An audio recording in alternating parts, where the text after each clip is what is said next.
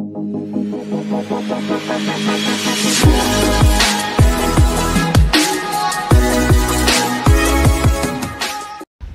parating na yung pamilya ng magiging husband dito sa pamilya ng babae, yung magiging wife. Ayan, salubungin natin sa ilalim para makita natin kung ano ang tinatawag na pamanhikan sa probinsya. Ayan, baba tayo kasi para masalubong natin sila. Tingnan natin kung anong pag-usapan. Ito yung traditional na pamamanhikan dito sa Pilipinas. Mag-usap-usap yung both side.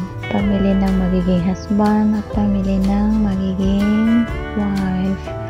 Ayan, hindi pa tapos yung naghihintay yung mga tito at tita. Naghihintay sa side ng magiging husband. Ayan, nag-hi pa. Ayan yung mesa, hindi pa natapos. Na-prepare pa lang para lagyan ng pagkain na dala ng magiging husband. Ayan na sila. Ayan siya ang magiging husband. Ayan yung tatay na sa likod. Ayan, pakinggan natin. Manood tayo kung paano sila mag-usap. Saka maraming pagkain yung na-prepare, guys. Busy. Ayan, mag-usap na sila. Ayan, ito yung malaking tao ng side ng lalaki. Ayan, nagsalita siya kasi pinag-usapan yung kung paano ang kasal. Ayan, pamilya ng babae at pamilya ng magiging husband. Ayan, siya yung malaking tao. Ganyan talaga ito sa probinsya namin, guys.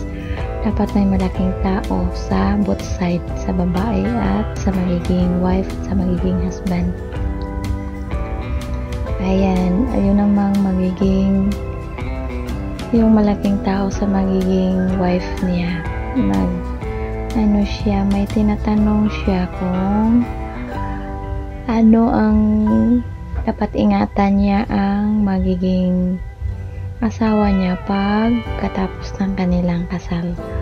Huwag saktan, dapat tratuhin ng as in parang mahal na mahal mo yung asawa mo, ganon. Kasi mayroong iba na pagkatapos ng kasal may anak na, ayun, mag-iba na yung ugali. Ayan, maraming bisita guys, hanggang sa second floor yung bisita namin. Ayan, kasi noong unang panahon sa time ng nanay ko, sabi ng mama ko, noong unang panahon ang side ng lalaki, hindi siya pwedeng makapasok kapag hindi magkasalungat yung mga tanong. Kung hindi masagot ng tama, hindi siya pwedeng pumasok sa bahay ng magiging wife. Ganun yung noong unang panahon sa time nila mama at papa. Dapat mag-usap yung malaking tao sa babae, sa magiging wife, at sa malaking tao sa magiging husband. Pag-usapan yung kasi noong unang panahon sabi ng nanay ko, parang riddle, pag hindi masagot ng malaking tao sa side ng lalaki, hindi daw matutuloy yung kasal. Pero iba ngayon kasi na ngayon parang iba yung noong unang panahon, iba yung ngayon, parang high-tech na ngayon noong unang panahon parang marak-tarak style yun ngayon iba na. Tapos pag-usapan yung mag-usap-usap kung saan ang reception, about sa pagkain, kung karami ang bisita sa side ng magiging husband at sa side ng magiging asawa. Dapat pag sa probinsya ang pamamanhikan, marami ang dala na pagkain, shoulder lahat sa magiging husband, sa kanya yung lahat, kaya busy sila guys. bago sila dito pumunta, ang dami-dami nilang niluluto. Yung iba na order na lang nila sa labas kasi hindi na kaya magluto. Mayroon lahat ng klaseng kakanin, mayroon nagluluto sila ng kambing, saka mayroong manok, at saka nag-order pa rin sila ng pagkain galing sa restaurant. Kasi hindi basta-basta tong dalawang pamilya namin guys, malaking pamilya ito, both side.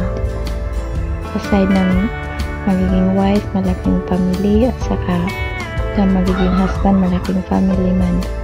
Kaya ang dami-dami nilang pagkain guys. Sobra-sobra yung pagkain na dala nila, nagkalalawa sa misa. Yung iba hindi nalagay sa misa kasi punong-puno na. Kaya nagsasalita yun. Siya yung malaking tao ng aside sa magiging wife. Siya yung nag-explain kung saan ang reception, kung anong klase na nakasal, in grande ba o simple lang, pero gusto nila na in grande kasi malaking pamilya to, both side. Maraming bisita, so kailangan maraming handa. At saka yung pag nila guys, pagbili ng damit, kung anong klase ng trahe ni Buddha, yung sapatos, head to foot guys. Yan yung pinag-usapan. Nag-suggest yung both side, sa side ng babae at sa side ng lalaki, kung anong klaseng, dahil pasensya na kayo guys, ang ingay-ingay ng alaga ko, yung guardian namin, ingay-ingay niya, nasama tuloy sa ko, sa pag-video. Yan, dami-dami silang pinag-usapan guys. Kasi kung minsan sa probinsya, hindi kagaya sa city na okay lang pagkatapos kain, tapos na okay ka nang umuwi. Pero sa probinsya, iba guys, dapat mag-usap yung both side harapan. At saka yung dapat para makilala yung family both side, sa magiging husband, sa magiging wife. So, dapat talaga may pamamanhikan. Kasi maganda yung may pamamanhikan guys. Kasi parang trending ba? Excited ka marinig kung anong pinag-usapan. Kung kung saan ang venue sa kasal. Kung anong klaseng pagkain. Kung anong style o magbili ba sa labas o catering ba. Pero ang pinag-usapan dito, catering talaga guys, kasi nadala ng nagkaraan na pagod talaga pag ikaw ang magluluto, ang dami-dami luluto mo, parang hindi ka na makahinga sa pagluluto. Magbayad ka pa sa tagaluto, so mabuti na na lang ng catering na lang, kasi silang maglilinis, saka silang magluluto, wala ka ng problema both side. Tapos ang venue sa sa resort, wedding resort ito. Mabuti na lang hindi wedding garden. Mas maganda yung wedding garden din, parang artista. Mas maganda din ang sa resort. Doon lahat nila i-held yung doon din ang kasal sa resort. Mag-request ng pastor para magkasal. Doon lahat matutulog sa hotel. Doon lahat ang pagkain. Kung saan nga resort kami check-in para sa venue sa kasal, doon din ang mag-catering. So guys, abangan natin ang kasal. Makikita ninyo live. Inshallah. Inshallah pa kasi galing tayo ng Saudi, may alam tayo konti na Arabic. Ayan, ito yung to be bride.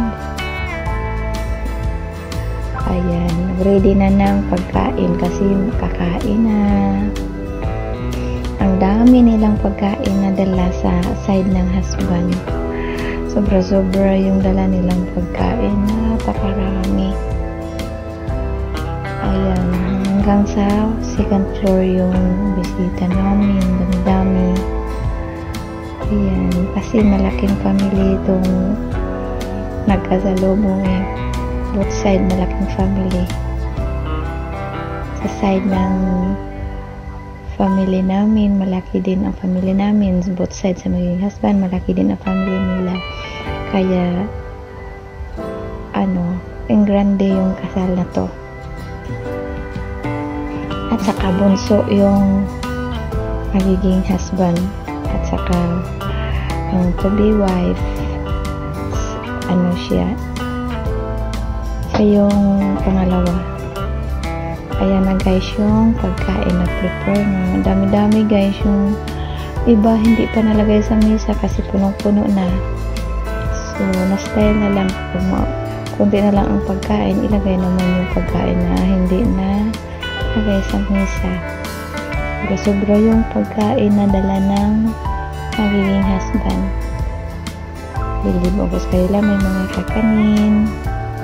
Marami silang kakanin na dala, may mga sweets, may mga may mga soft drinks. Ito yung pamanhikan na sobra-sobra ang pagkain. Masigdala na lang nito pagkatapos hatiin sa both sides, sa babae, sa to-be wife, at saka sa magiging husband. Mabait itong